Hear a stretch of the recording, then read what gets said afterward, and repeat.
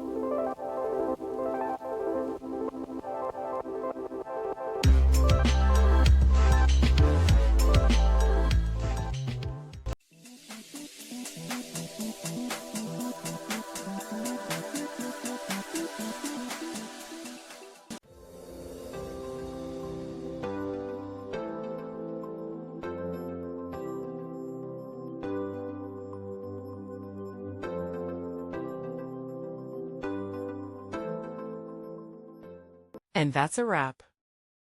I hope you found the answer you were looking for.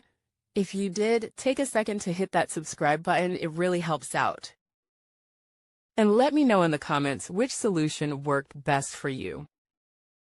See you next time in the debug zone.